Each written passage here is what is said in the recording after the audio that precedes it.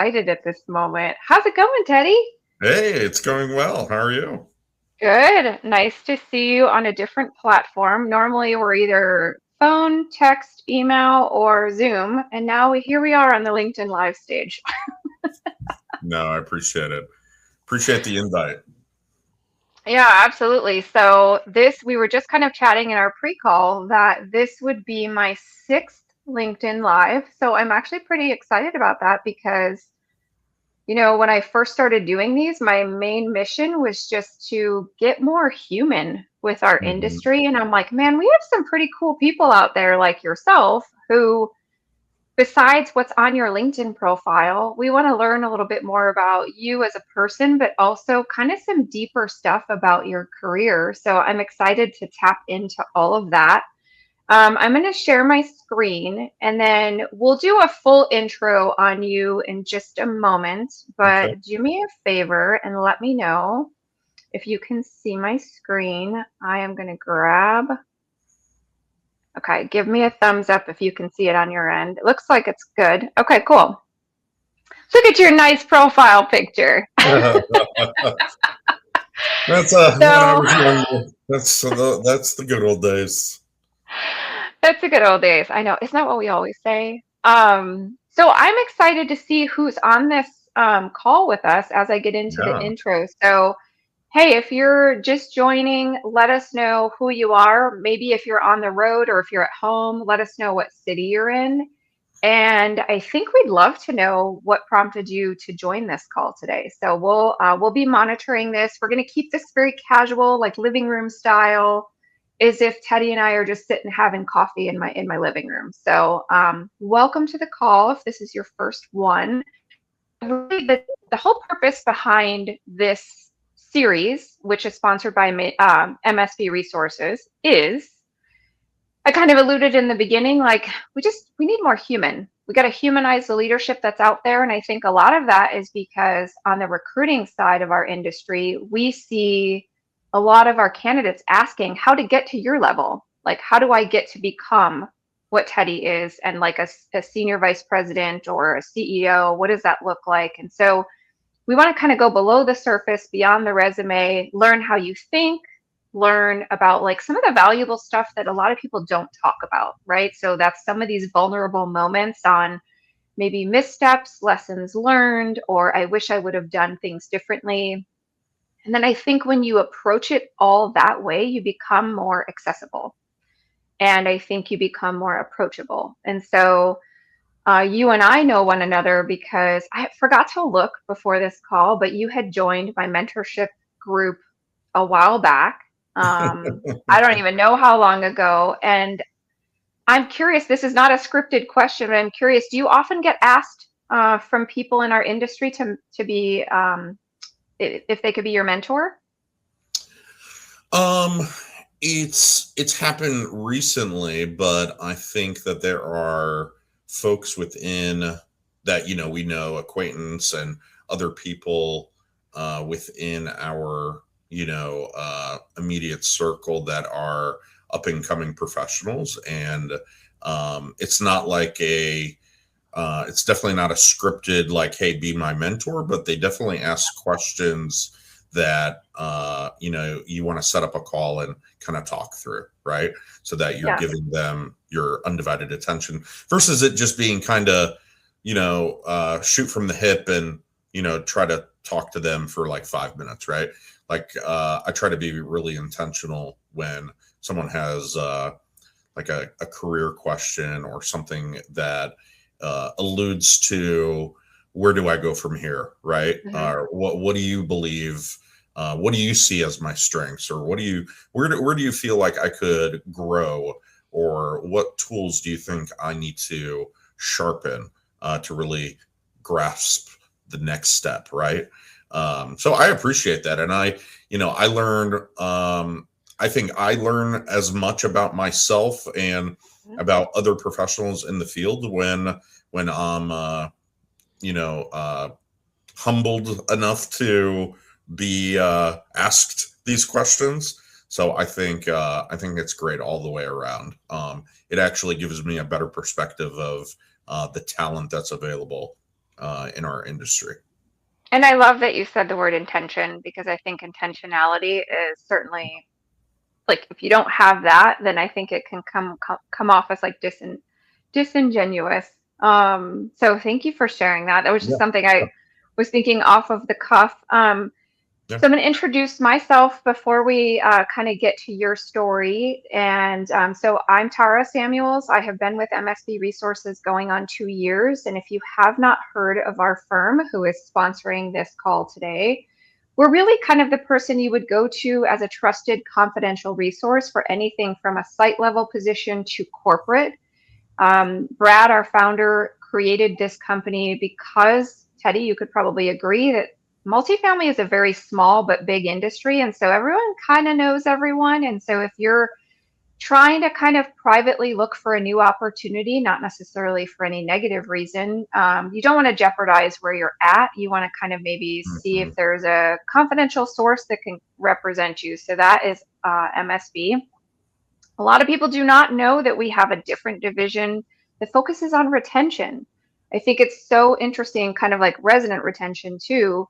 When you get a new employee, a lot of times you just kind of say sink or swim, or you train them for a couple weeks and then you're like, okay, I think they're good. But Mhm. there's some other tools we have in place that a lot of people don't realize that we offer that can help with retaining and engaging your people once you find them. So now it is time to actually let you do your intro before we get to some of our questions. The way this call is designed is we're going to have some career stuff, we're going to have mentorship stuff, and then, of course, a little bit of personal. So, can you take a minute and tell everybody who Teddy is? You can talk about obviously where you work, but you can also include Mhm. anything personal that you want to include as well.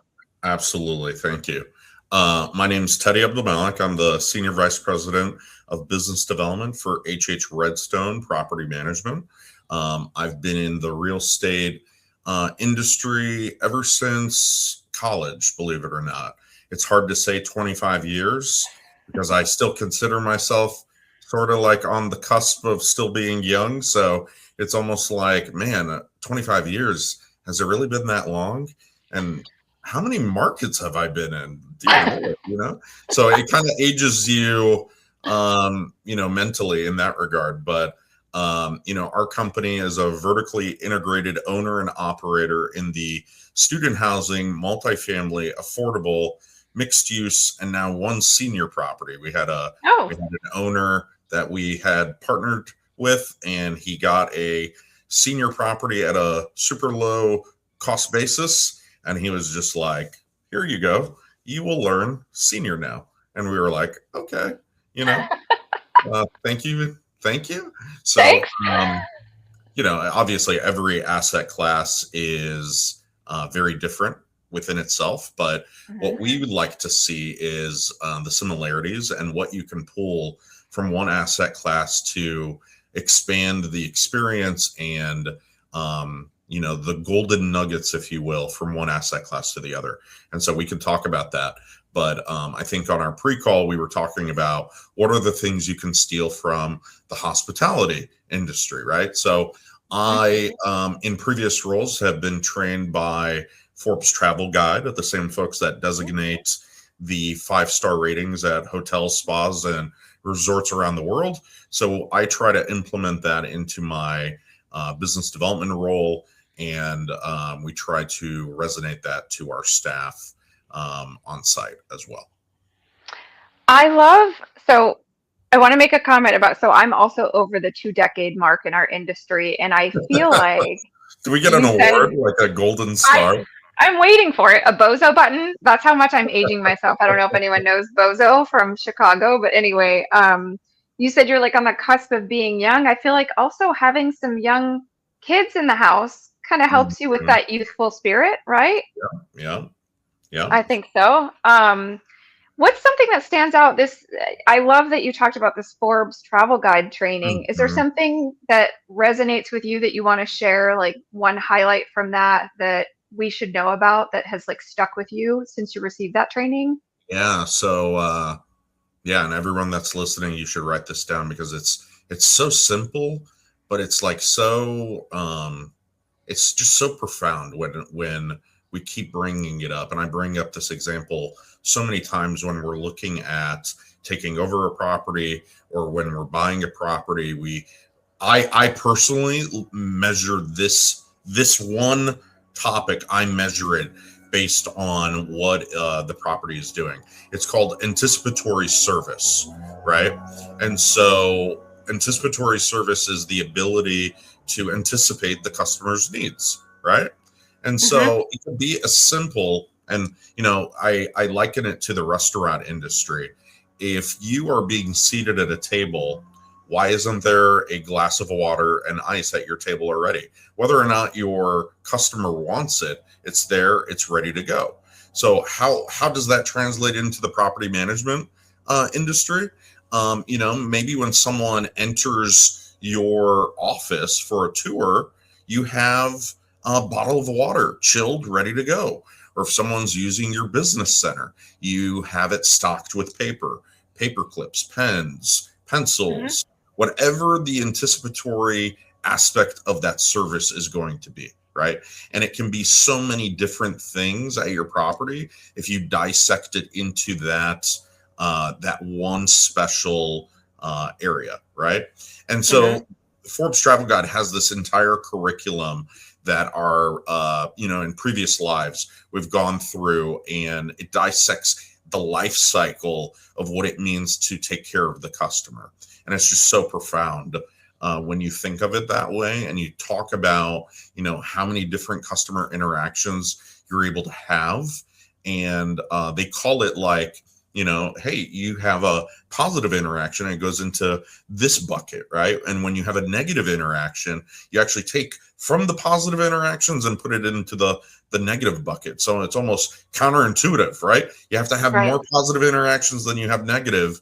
And it's awesome because really at the highlight of everything that I do in business development, it's all about taking care of the owner, taking care of the asset, and the primary focus obviously is the resident experience and taking care of the resident, because everything transcends from you taking care of the resident. So It absolutely does. I love that you shared that. You and I share kind of this restaurant mindset. I've been in the hospitality world for many years before coming mhm. into multifamily, and you are right. Like having some of these things in anticipation of who you're going to see that day is so important, and it makes the guest coming in feel really special. So I love that you shared that.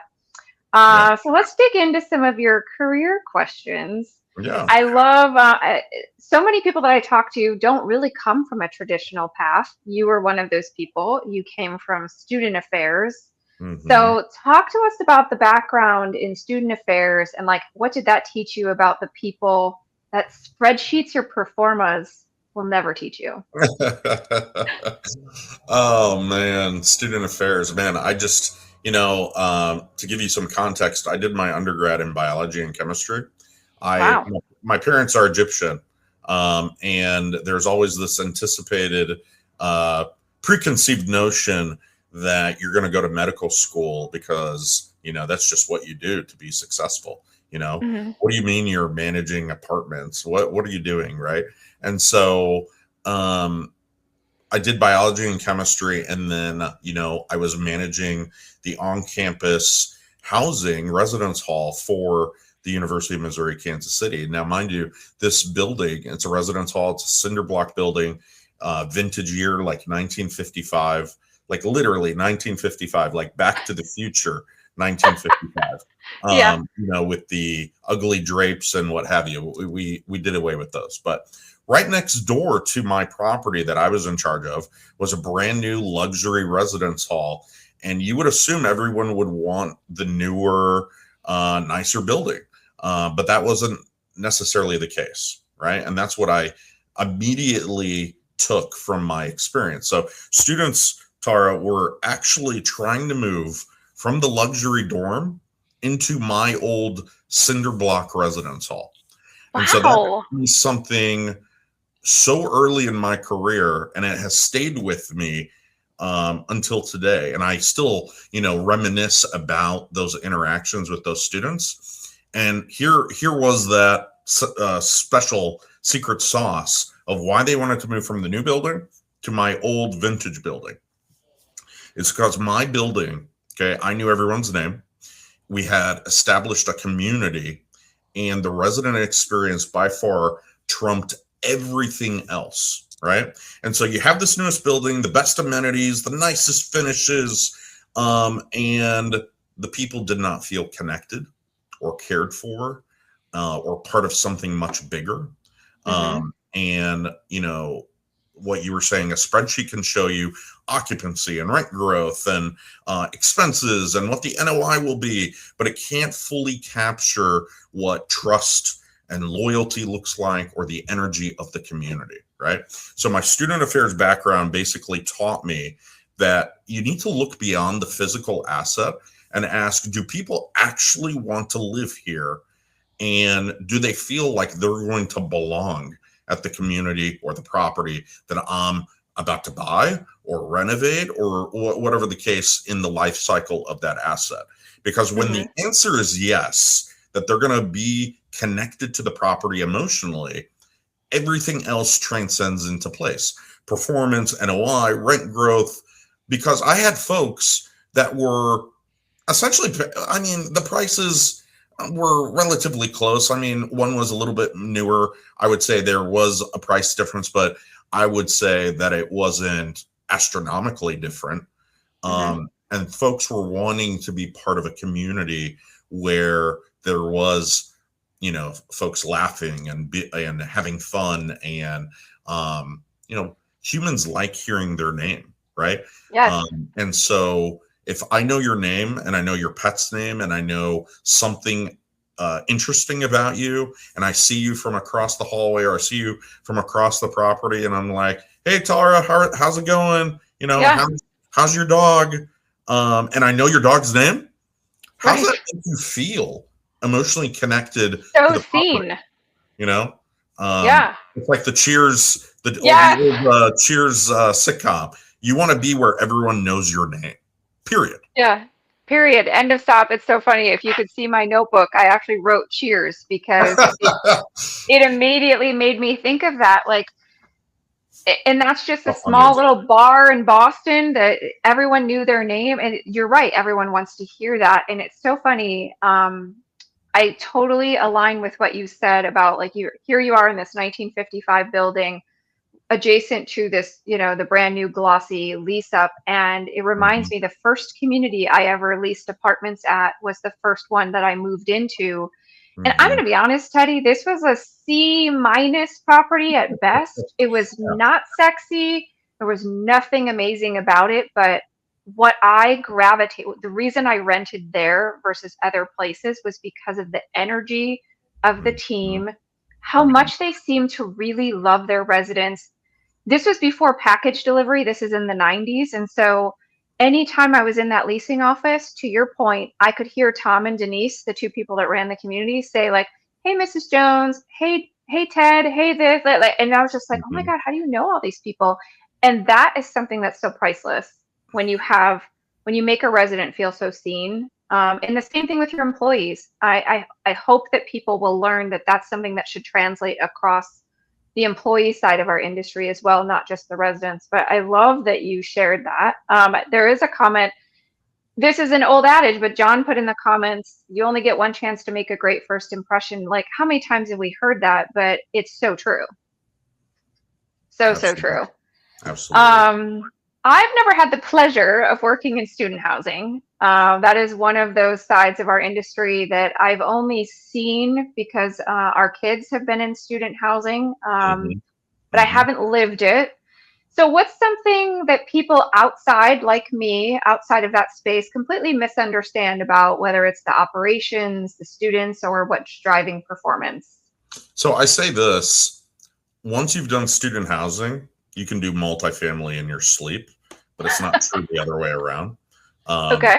For some reason, professionals in multifamily think everyone in student housing is crazy, because they're like, you're a thrill seeker. You just love the chaos of it all. And to some aspect, that is true. We have some thrill seekers in our industry, and they love the organized chaos. And when I say organized chaos, people often underestimate how intense and fast moving and how fun it really can be. Mm-hmm. When I've talked to student housing professionals that have done multifamily and student, they say, "Oh, multifamily is so boring, like nothing happens." Oh, big deal. I have 2 or 3 turns a month. They love the competitive nature of leasing up an entire property in one fell swoop and then turning all the available units in like 2 weeks, right? And they think, and most people think it's just like apartments near a university, but it's completely different from that. Student housing has this compressed leasing cycle, and it has a hard move-in date, parent involvement, roommate matching, guarantors and turn, and reputational risk, and just all this potential drama that you can have between all these folks, living in shared spaces, right? Mm-hmm. So you are leasing for a future academic year while still maintaining your current residential folks that are with you currently. So, you're still communicating with students and other stakeholders that are involved. You're juggling vendors. Maybe a university has a stake in the conversations as well. So it's a lot of stakeholders that you're really speaking to at the end of the day. But what really makes it exciting is that every day matters, right? If you miss the leasing window, or you mishandle how you do something, or you lose control of your online reputation, or you fail to create that early momentum that you need for leasing, you don't always get months to recover from that. The Mm-hmm. industry in of itself rewards speed and creativity, and it allows you to have to execute with like surgical precision to ensure that you get every single bed leased. Now, it is also the only asset class amongst all of the asset classes where you can have a true 100% occupancy, right? Multifamily, it's always fluctuating. You may only Mm-hmm. get up to 95, 96%. But what happens in student housing, it's broken up into 12 equal installments. So you never actually prorate at all. It's a total lease amount that's broken up into 12 equal installments, and you can have a true 100% occupancy. And most people just don't realize that. So, but obviously the flip side, it's intense. It's a Yeah. very niche skill set, and you can feel the momentum when a team is locked in and Mm-hmm. focused, and when leasing starts to move, the residents feel engaged. And especially when you have a distressed property, you can feel the property turning a corner because folks are so excited that you're doing X, Y, and Z renovations, or you're taking their opinions into consideration. I love that. And what's so interesting about how you said the organized chaos, Mhm. again, my only lens into student housing is as a parent of 3 kids that one is still currently in college, two are out. But I remember move-in day at each college. You're And like, it's, what's going on? well, I think what's funny is there were 3 different universities that we had to deal with. And Oh I man. like I kind of like hearkened it to it an orchestra, right? Like if one person in that orchestra is out of tune, it can throw off the whole thing, right? Mhm. And the sound may not be the same, but I have I'll shout out University of North Georgia where our youngest is at. He's going into his junior year. I swear to God, I felt like there was nothing that they didn't think of. And I was Mhm. just like, to think Mhm. about the behind the scenes of what that takes, to your point of like, it's 2 times a year. You got your move in and your move out, and it's like organized chaos. But if you can get it right and your team is lockstep, man, it made the process as a parent very seamless. And then they're already asking for the renewal for the next year when you're One moving month in. later, 1 month later, they're asking for the You're renewal. like, And what? people are so eager, Tara, they're so eager to want to sign that renewal That Yeah. tells you something about the level of service that they're receiving, right? 100%. Nuts. That's nuts. 100%. So nuts. I Um, I've had it that I had. We measure success by how many complaints you get in on move-in day, and yeah. at one of my properties, I have to say, just one time, I had zero complaints. Right, and it was like we were so excited. People would walk back to the office, and you'd like try to like read their face, Yeah. and you'd be like, "Oh boy, we got an angry parent coming in," and you'd brace yourself. They'd be like, "Oh no, I just was wondering how do I connect to the internet? Like I must have missed that, or and you're like, whew, it's like okay, well, it's not like a reclean or a repaint or anything Yeah. like that. And I promise to you, they were asking for the renewal on move-in day because we were so attentive and responsive to even of the smallest concerns, right? What is my internet, or how do I set up internet? We had someone Yeah. from our IT vendor stationed at the property on move-in day, Yeah. Smart. and um, they go like Google Fiber, for example, would be stationed at the property, and they'd go personally and walk them through it. Not everyone is technologically savvy, and there Right. might be hiccups in the road, but imagine your ISP hand holding someone that maybe not technologically inclined, Yeah. right? And how that makes them feel as a customer.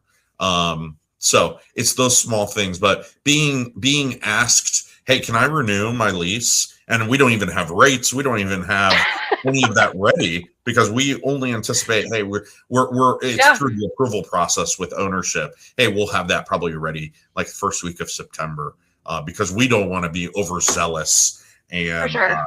cocky. But when it's asked, you're like a mental note, like, hey, I'm gonna make a note. I'll reach back out to you, Mike. Don't you worry, right? Yeah. So 100%. it makes you It's feel good. It makes you so feel crazy. It does make you feel good, especially as a parent too, to see everything kind of. And I'm not one of those technologically savvy people, I'll good. admit. But you mentioned ownership, so that's a good way to segue into the next question about like ownership alignment, air quotes. So what's something that operators say they're doing for owners that really isn't owner aligned at all? Wow, wow, wow. Man, it's a loaded question. And I'll say this, a lot of operators, which is the property management company, they say they're owner aligned, but Mhm. alignment isn't what you say. You don't say, hey, I'm aligned with you, right? And it's like a pat on the back. But Right. alignment isn't what you say. It's what your structure, the structure of your agreement, the structure of how you're involved in the deal. What does your structure reward? Does it reward you being complacent? Does it only award you leasing up the property? Or does it also award you to save on expenses, right? And so if the structure is not um, made in a fashion that it rewards what is important for the property, can you Mhm. imagine like if your structure didn't reward reputation, then no one would care about reputation because there's not any incentive to worry about that. But Sure. the folks that are successful understand that reputation is directly tied to your leasing performance, right? And so what we say is like if the management fee, for example, the fee structure rewards the management company the same way, regardless of how the asset performs, then the alignment only goes so far. Like true alignment, in my opinion, means that the operator has a real incentive to think like the owner, as if they owned the property, right? Mhm. I'm going to protect the property as if it's my own child. It's my baby, right? Protect the NOI, make decisions as if it's your own capital, and create value beyond just collecting a management fee. Don't be asleep at the wheel. Be proactive and don't be complacent to think that you're ahead of where you were last year, so that means you can relax, right? You always have to be proactive in your leasing and your marketing and your outreach, even if you are ahead of where you were last year. Sometimes operators say that they're acting in the best interest of the owner, because they're sending you the reports and they're managing the expenses and they're following a budget. But that is not the same as being owner aligned, right? Owner alignment means you have a strategy. You Hmm. can fluctuate your urgency when you need to. The fee structure is indicative of when the owner wins, I win. And not only when the management wins, does the owner lose, right? And we've seen that structure happen too often. And accountability goes in the same direction, right? Yeah. Improving the asset and protecting the owner's investment. Sometimes good news travels really fast, right? Hey, we got, you It know, does. Yeah. we are $0 delinquent, owner. Um, but the amount of bad news hardly travels as fast as good news. And I would argue bad news should actually travel faster because of that transparency and that accountability. And you're trying to get ahead of an issue. God forbid the owner hears about an issue from something else, Yeah. i.e., the media, before their property management company gives Sure. them a heads up, right? That can Yeah. only mean disaster in that regard. So something that we're doing at HH Redstone that is very proprietary to our management platform, and we're the only property management company in the space that does it, is that we really focus on being performance-based property managers, right? When I meet or exceed the NOI, then you pay me handsomely. If I don't exceed the NOI, then you're not paying me nearly as much as what you should be or what you were going to pay me. And it's broken up on a monthly basis is kind of the structure that we look at. And so Hmm. we charge a base management fee, which barely does anything other than turn on the machine, and it's breathing. But Right. there's a lot of investment from us to perform. And what's that do when interests are aligned? It allows me to really take focus of the amount of bandwidth that I'm instructing to our team, right? I'm not trying to win 10, 20 deals because I know I'm trying to put my money where my mouth is and Hmm. trying to perform versus just scale a property management company. Anyone can get 25 deals, but how many of those deals are you actually performing on? And I think, most property management companies in our space are always touting we are the biggest, or we are this big, we have this many doors, we have this many properties. But really what owners care about is the asset's actual performance. How did you perform? And even to the extent of, great, you made it to 100%, but did you actually cash flow? Or how much did you save on expenses? Did you go over your expenses? Right? Because anyone Hmm. can get you to 100%. If I Right. overspend my expenses and give out, thousands of dollars worth of gift cards, it's a cheat code Right. otherwise, right? Yeah. Um, so that's what I would say. I want to I want to talk about something that I think I told you was it was never. loaded.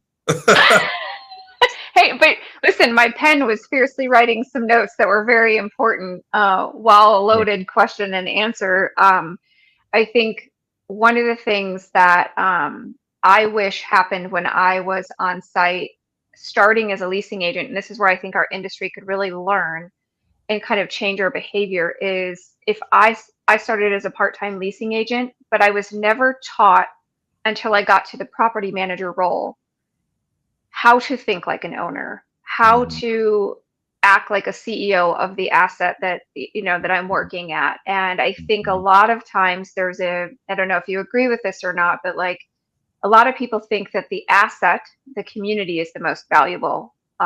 We think the people are the most valuable because without the people, you're not going to be managing that asset. That's MSC's 100%. tagline, as a matter of fact. But would you agree that like we have some work to do in our industry to maybe start that conversation and that mindset earlier and not just when you reach a certain level or title? Absolutely. Absolutely. I have a personal, um, you know, tagline that I've brought to HH Redstone, and it's,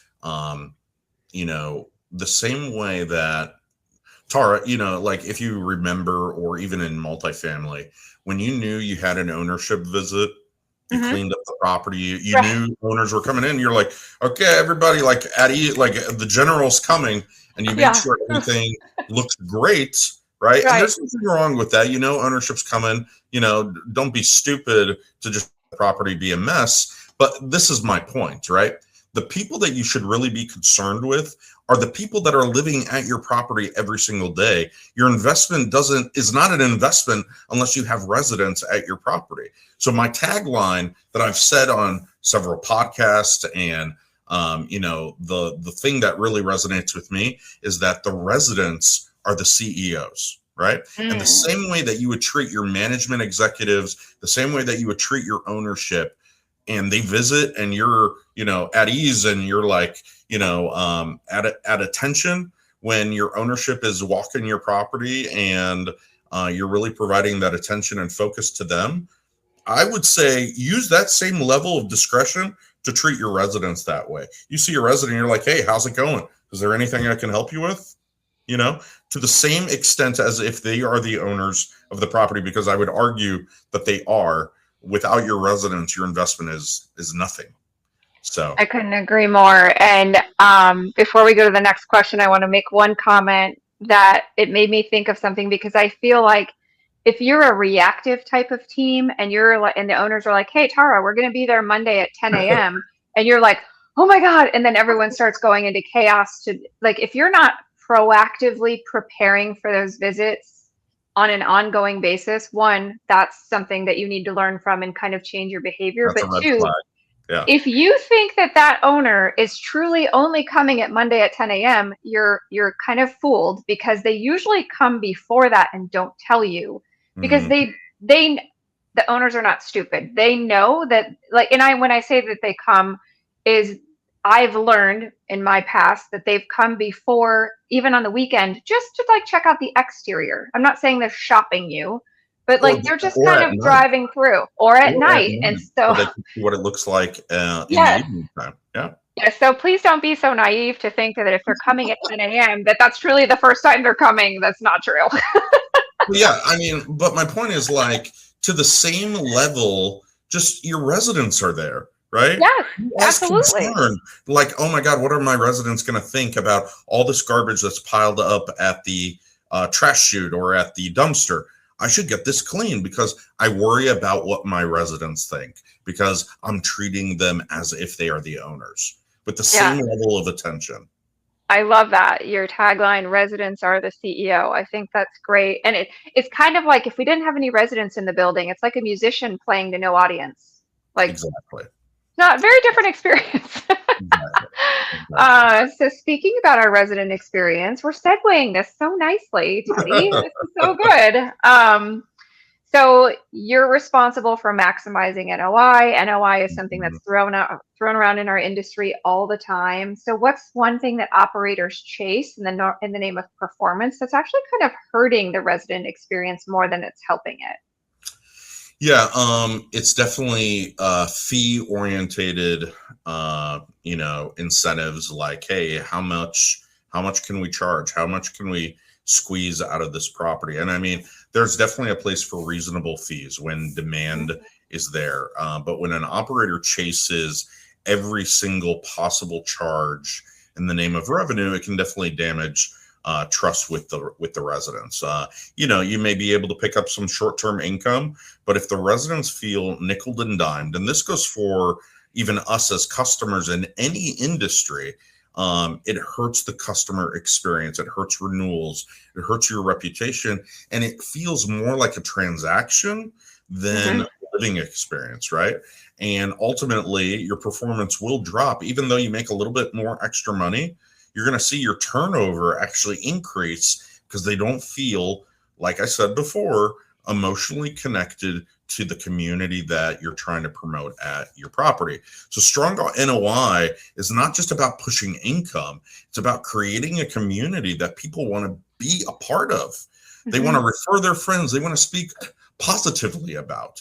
And I don't care how much money you're spending in marketing, if you get each of your residents to be like a little spokesperson for your Yes. community, it is by far more valuable than any ad you can run in the school paper or any ad you can run. Testimonials and people naturally, like when they're interacting with their friends, your culture and your property is a natural component of that conversation, right? Mhm. Just like anything else that we love promoting and sharing, like, oh my God, can you believe that Delta Airlines did this when I was on the flight? Something just beyond the realm of customer service. Or can you believe that Starbucks, I just pulled up into the drive-thru and they knew my order. And I mean, just imagine how many customers they have. And that really happens to me, Tara. You know, Oh, I pulled into Starbucks and they're like, "Hey, Teddy, is that going to be a venti ice blonde vanilla latte, ristretto style?" I was like, "Yeah." How do you think that makes me feel as a customer? I mean, that's like next level. Well, first of all, I don't know what that. Say the style again. How do you get your coffee? What's that Oh, style? it's a venti iced blonde vanilla latte with a ristretto shot, which is a longer shot. It's more espresso than water. I've never heard. Now you've got me because that's the You normal should drink try I it. would go get.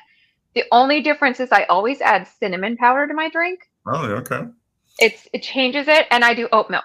Are you And a my and percent my guy? wife swears by getting the s'mores cold brew. She says it's healthier for some reason. I don't know.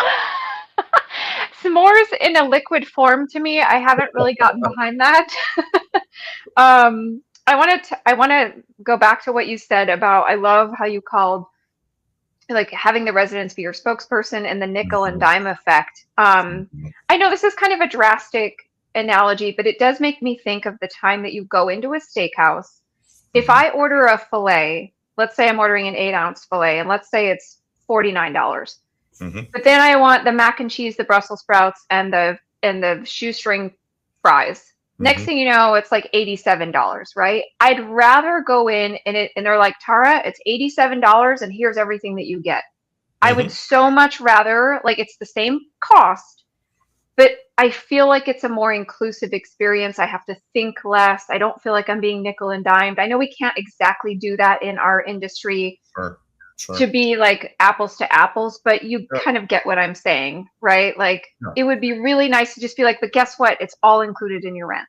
Sure, sure. Yeah. And a lot of people do that in regards to like utilities and the question really is not how much or what fees, but do I consider it valuable as a consumer? Have you made the case for me to say, yes, I value this so much that I'm willing to pay extra for the service that I'm about to receive? Yeah. Right? And that's on us to show that value, right? Hmm. But it's okay that you don't want to order any sides and maybe you just want the steak. That's That's okay right. too. Yeah, that's okay. We've got some comments in the chat. So Sure. Erin basically said that she's kind of digging on that s'mores cold brew right now. So I'm not really sure. I don't know if I'm going to try it or not, but and then I'm so excited because Laura is in the chat and she was our LinkedIn Live guest last month. She's with Awesome. Elon Property Management. So you've got support from a fellow LinkedIn Liver from last time. Awesome. Awesome. Hey Welcome. Laura, welcome everyone. All right, let's switch gears. Let's go to the personal side of Teddy. Some things that this is not something I'm going to find on your LinkedIn profile, your resume, none of that. In fact, I love when I find out things like your favorite coffee drink. Like that's actually kind of fun to know.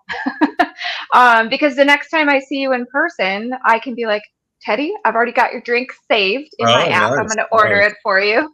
Nice. Yep. Um, so let's go back to when you were a kid. You can pick the age. What did you think you were going to be? And then what surprised you about where you've kind of landed today?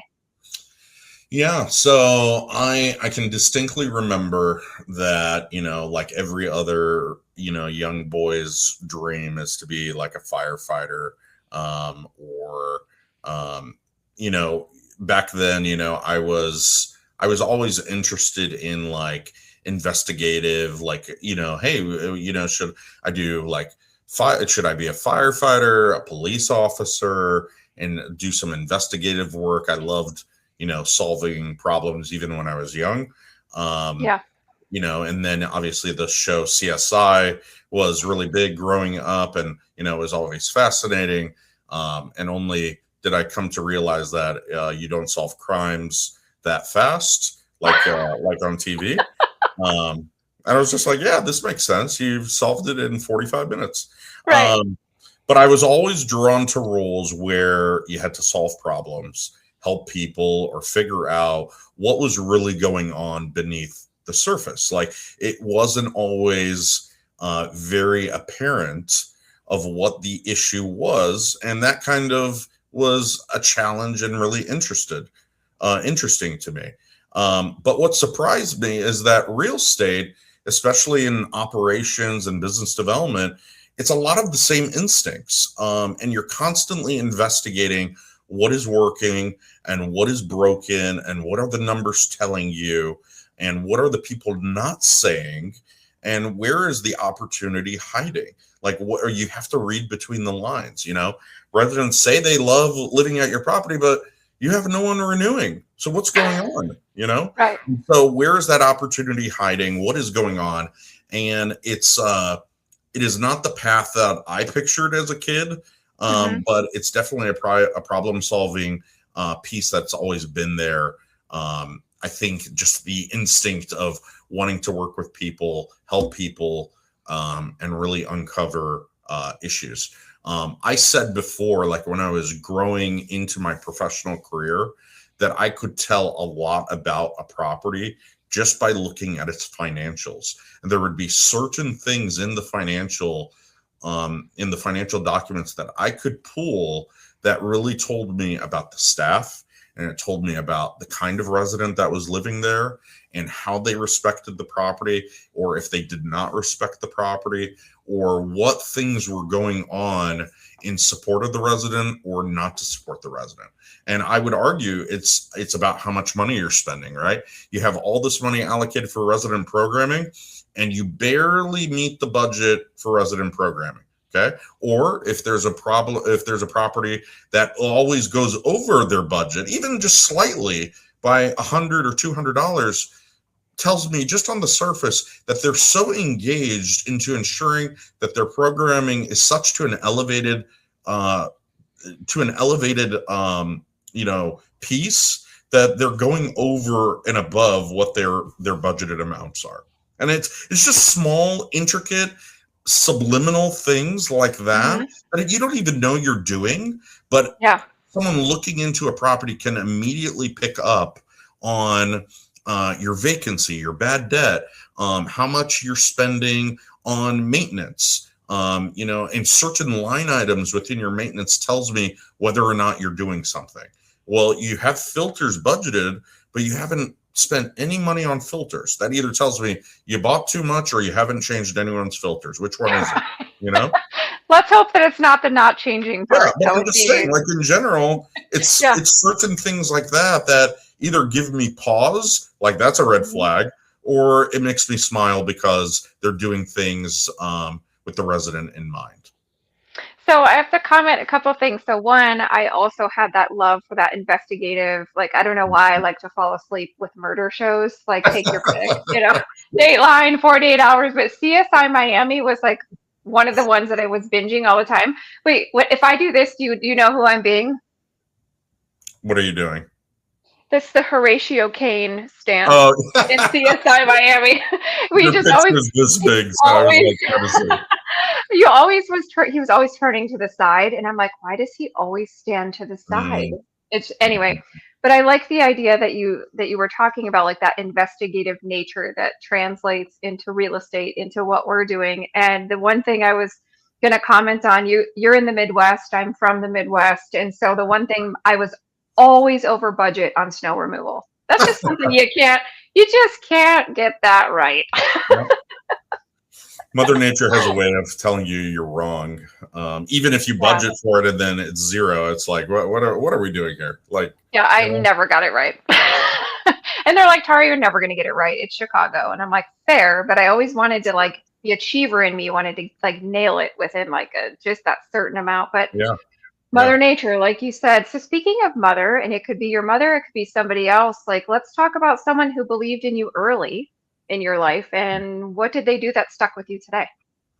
Yeah. So, and I've really been really fortunate to have people along the way who believed in me even before I fully saw the path that I Yeah. was about to take. So one of the biggest catalysts for me was having people who helped me make the transition between on-campus operations and off-campus purpose-built student housing, right? And you may not think that that's a big deal, but the transition actually changed the direction of my career. So what had happened was I was managing the on-campus housing for the University of Missouri, Kansas City, and there was a new private-public partnership that was being built. It was an apartment complex across the street, and it was brand new. Not the brand new building that I stole residence from. This is an actual. This was an actual, not residence hall, but this was an actual apartment complex, and the university felt uneasy about this private-public partnership. So, for anyone that doesn't know, a P3 is the university owns the land, and a private developer comes and builds a property on that land, and the university owns the land for like 99 years. And the developer actually pays a land lease back to the university, and the university is able to exercise their rights to purchase the property from said developer for a fee at their choosing. Right? I think you have to wait like 5 years or something like that. But I became really good friends with the general manager or the property manager at this property, and what the university wanted was they wanted their voice emulated into someone that spoke their language and was able to understand what the language of the university was. So they needed Hmm. a liaison between the university and this private developer, right? And I basically rose my hand and I said, "Hey, I can, I love working with people, and I've obviously been in the real estate on campus, and I've gotten more interested with it." And they're like, "Okay, Teddy, you really understand what the university's trying to do. We will make you the pseudo liaison, but not like any official title, but you will run point on any concerns that we have from a residential life standpoint with Hmm. this developer, because it's our students that are living at this property." So I became really great friends with the general manager. We still speak today, believe it or not. 25 years later, Wow. we still speak. And because we did such a great job, he got promoted to the regional over the Kansas City area. And this created an issue, like who's going to step into the general manager role? What's that going to look like? Are we going to find the right person? And the regional that was his boss was like, "Well, Teddy, I think you should apply for the general manager role." And I said, "Well, I don't know anything about budgets, financials. I mean, I've been very much on the community side, the residential side." But he's like, "Well, you have a biology and chemistry degree. You're analytical. I bet you could pick it up pretty quick." So, mind you, like I was a residential life coordinator on campus, and now I was about to skip all of these roles in regards to leasing and leasing professional, assistant manager, and jump directly into a general manager role. But Hmm. someone believed and saw transferable skills that I already had that transcended all of those positions, and thought that I was the best suited candidate to carry this property forward. And it's just amazing to me that Yeah. leap. I think about it today and I was like, there would be no way in hell that I would ever take someone that has no general manager experience and put them in a Right. general manager role. But it was that someone believed in me earlier on in my career, that they saw more about my path than I ever even knew was even possible. And so that changed the direction of my career. They saw in my background the student development, the resident experience, and they knew that everything else could be taught versus having the personality to deal with the residents. And something like that, you can't really teach at the end of the day. So all of that could translate into real estate operations. And Hmm. that really gave me an opportunity to apply what I knew about students into the real estate and really create something really great. And so, yeah, that stuck with me ultimately. And it was really awesome. And to really see that value play play such an influential piece into the Mhm. value that I have today. So it was pretty awesome. I think one thing that I'm kind of taking from this that I think is really important to just bold, underscore, highlight of what you said is while somebody did believe in you, I think the most important lesson I'm hearing from this story is that you believed in yourself enough Yeah. to raise your hand. Hmm. So I think that if more people could see it within themselves before, and I'm not saying this specific example, but just in general, if you can see something within yourself enough to have the courage to raise your hand and take a Hmm. chance, like allow somebody, this general manager, this person you still talk to Hmm. regularly, Yeah. if you kept silent and you didn't raise your hand, we wouldn't even be talking about this and your career Yeah. would have been completely different path. Yep. So I think it's just really important to remember if you kind of have that prompting to take a risk, raise your hand. And that's something that I'll Yep. shout out really quick Diana Petro from RMK Management in Chicago. She's one of my mentors, has been for over 20 years, and she's said the same thing. She's like, Tara, if you don't raise your hand and speak up, you're doing yourself and the industry a disservice. Exactly. So Exactly. I love that. Because you wouldn't even know that that path is available to you. And to tell you the truth, like the university did exercise their right to purchase the property. So I had another fork in the road. Do I stay with Nice. the university, or do I now this new real estate career, do I investigate it? And that was really a tough decision because my whole identity at the time was student affairs and working with Yeah. the university. And I decided that fork in the road with, all the support and all the questions that I was able to ask to be able to investigate and take the leap of faith and go the real estate direction, which sent me Mhm. from, Kansas City to 200 different markets across the United States. I mean, that's Wow. nuts in 25 years. I mean, and I'm not like physically at every single market, but I went and I helped, or I was an operations specialist and I had to go in for a couple weeks. But it gave me enough experience in that market to be able to provide solutions and resources to that team. I love it. I know we have a couple more questions, and you said Yeah, that we could go over just a little bit, so sure. I'll zip through the remainder because these are some fun ones. Yeah. So when you're not traveling, when you're not in these crazy markets, what does a normal like Tuesday night look like for you with you and your wife and the kids? Yeah. So my people at home are my wife Sierra and our two kids, Fred and Ellie. My son Fred, he's 3 years old, but he might as well be 16, and he has quite a personality. We call him a three-nager. So for all the parents out there, they know exactly what that means. Very That's hilarious. opinionated, very opinionated for a 3-year-old. Yeah. I can't even recall being that opinionated when I was older. And then my daughter Ellie, she's 2, so they're 16 months apart. Hmm. And it's almost like having twins Yeah. at the end of the day. So mind you, 2 and we're done. We have one boy, one girl. We're good with that.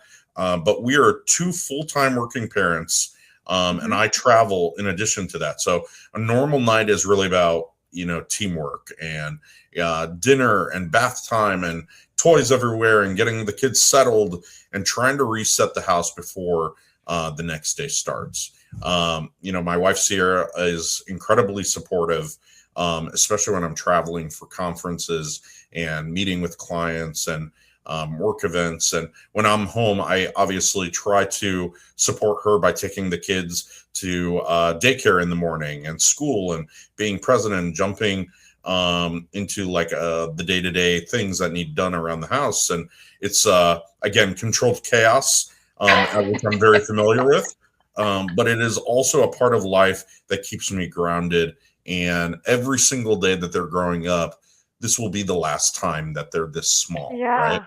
This will be the last time that he's 3 years old, or that she's two years old. And I think I think she's kind of sassy, but it's hilarious at the same time because again, it's like you're speaking to another adult. They are very, Right. very vocal about what they want, right? And we try to implement some really great manners and saying please and thank you. And sometimes it sounds sarcastic, but it makes you smile, it makes you laugh. And the things that come out of their mouth, I mean, is just wonderful and surprisingly hilarious all at the Yeah. same time. You want to record those moments because when they're like 18 or 30 or you're at their wedding and you're like, remember when you were that three-nager? That's a hilarious little description, by the way. So I have never heard of that. something I do that I've started doing over the course of the last, I want to say maybe 6 months, Hmm. was if I'm in charge of bath time, I wrap them up in the towel and I sit them on the toilet cover down, right? And I'm drying them off and I'm like at their level. I'm like wrapped them up in the towel and I literally start interviewing them with my phone and I start asking them just like off the wall, questions and just Yeah. hearing their responses are sometimes just like I said, just hilarious because you know our last name is not the easiest to spell or say, Right. but they have learned our last name and they're breaking it up and it is just quite hilarious. And then all of a sudden, Tara, they know their parents' names. They're like their legal names of their parents. They're like, you're Teddy and you're Sierra. And I'm like, did you just call me by my name? No longer are you dad and mom. You're like, Right. your name's Teddy and his name is Sierra. And I'm like, okay. I You're mean, like, I need you to like who bring it told down you? a notch. Yeah. So very, very adult style. Is I love all, that you did the neck thing while you did that. yeah. That's So, hilarious. really, really cute though. So, other than the kids and the family, when we think about, like, let's take work aside, what's something that you're passionate and you deeply care about that has nothing to do with your job? Nothing to do with my job. Um, oh, you mean like something like people don't necessarily know about me, or Yeah. something that Or I like a enjoy doing? cause that you're super passionate about, anything like that. Yeah. My go-to is and if you guys haven't heard it, it's like the Hi, How Are You project. I had the privilege of sitting down with one of their co-founders and really learning more about their organization. And it's all about mental health and mental well-being. And that's the name of their organization. Hi, how are you doing? And I think that resonates really well with me because I'm a people person. And if you haven't noticed, I'm an extrovert. Being able to really understand, how people are feeling and really bring out the best of those conversations. And they're doing some really great work. And they're in the property management space, really supporting the resident experience. So it's a good shout out to them on what they're Yeah. doing. But in my free time and things that kind of keep me more grounded is definitely obviously my kids and taking them out to the park and taking them out to XYZ play place and just really seeing them develop. But something that maybe folks don't know about me, I am a registered FAA drone pilot, and Oh, I fly my drone, and there are some pretty amazing shots, both of our assets and just of landscapes and areas that we've traveled. Like my wife and the kids have gone to Lake Tahoe, and you can't even begin to realize what Lake Tahoe looks like at a mile up in the air. And it's a wonderful piece to the creativity part of what I enjoy. So I love that. That is yeah, so cool. I love finding these fun facts yeah. about people. So So just a quick moment on mentorship. I mentioned at the beginning of our call that we got to know each other through multifamily mentor matchmaking. But so talk to me about something in terms of networking. Networking can lead to mentorship, but what do you think about networking in terms of a move that's not really flashy, but it works every time? Yeah. Obviously, and you included, we meet a lot of different people at many different conferences, and we always say, "Hey, let's stay in touch," or "Hey, it was great meeting you."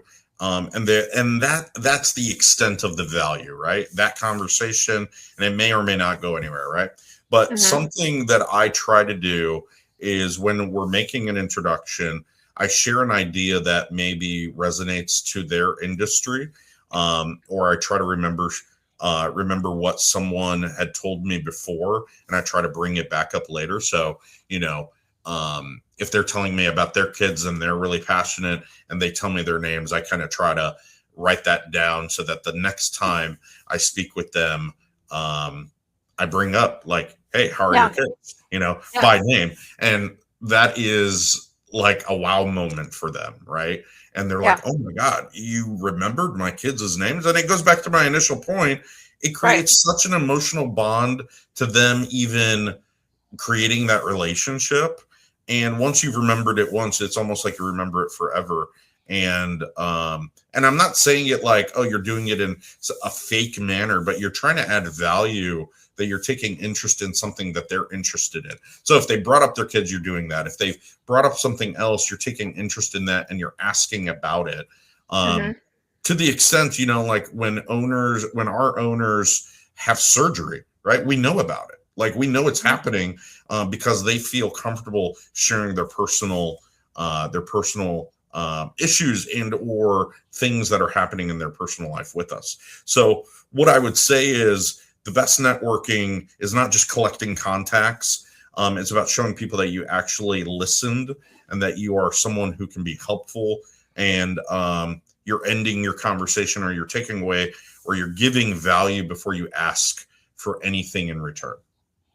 I love that. And so, like, the next time I see you at a conference or what have you, I could say, hey, tell me about something recent that you did with your drone. What was something cool that That you would be shot? amazing, Show me a right? picture. And I'll So, whip out my phone and I'll be like, "Oh my God, look at this!" On July 4th, I took my drone, and shot some fireworks from see, a mile up in the air, and I'll show you the video. But I love that. exactly, like, and I mean, isn't that a little bit more human nature Totally. than being like, "Hey, what you got for me today?" Yeah. Yeah. Um, And God forbid we talk about the weather. Eh. How's the weather? Yeah.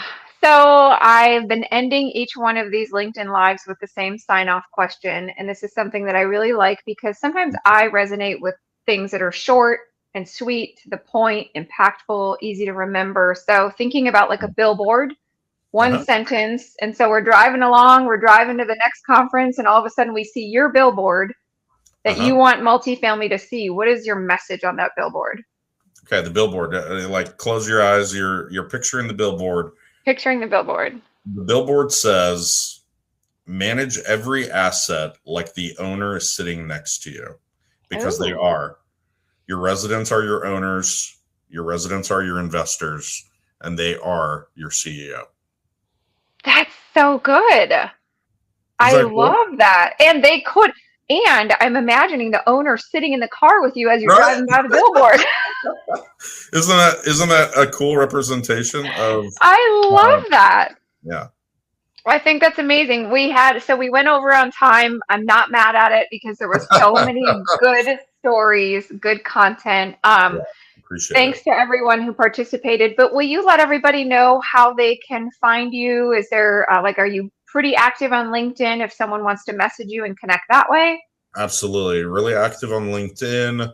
My email is pretty easy. It's Teddy at hhredstone.com. We weren't gonna, cause you to have to spell the last name. So it's just Teddy at hhredstone.com. A quick story. When I Yeah, was please. when I was in high school, and I learned this pretty quick. they announced birthdays over the intercom, and they'd be Mhm. like, today it's this birthday, blah blah blah, and that's when I knew that my last name was going to be a hindrance for people. And they said, "And happy birthday to Teddy. I'm not going to even try." And I was like, "What is You're going like, on that's here?" me. That's and so that's where, like, I was just Teddy. Like, there's no last name. It is what it is. But that's Well, really when I first realized this is going to be a problem. You know hey, at least you're at the top of the alphabet. I mean, exactly on all that's one cool conferences. thing. Number one, it's like, oh, you're the first. And I think that's a cool benefit for It sure. is a cool benefit. You and I share the pronunciation thing. I'm a little bit more saucy about mine, which is why it's on my thing, pronounced Tara. I know sometimes people are like, really? But I think names matter. So, Absolutely. to your point in the beginning, we were talking about cheers. If everyone knows your name, especially how to pronounce it, that's a win. Well, I'm hoping to see you soon at a conference, and otherwise, like I love that we share the Midwest thing. Hmm. Looks like I might be able to see you at Assembly of Delegates. It's in Kansas City this year, so in Okay. November. So perhaps people will see you there. But thanks again for saying Yeah, yes to doing this. I This will be appreciate it. available as a recording after for anyone that missed it. So if you want to share, but man, some really good takeaways, and I really love your billboard. Yeah. That's really really good. Thank you so much for the invite, and I appreciate you giving us time to kind of talk about our insights and our experience in our company. You got it. Well, thanks everyone. Have a great rest of your Thursday, and looking forward to seeing you soon, Teddy. Thank you. Have a good one. Bye, everyone.